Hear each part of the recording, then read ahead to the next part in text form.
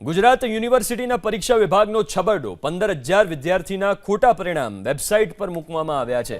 BCom semester 4ના વિદ્યાર્થીઓના ખોટા પરિણામ વેબસાઇટ પર મુકાયા। ક્ષતિ જણાતા યુનિવર્સિટીએ તાત્કાલિક પરિણામોને હટાવ્યા।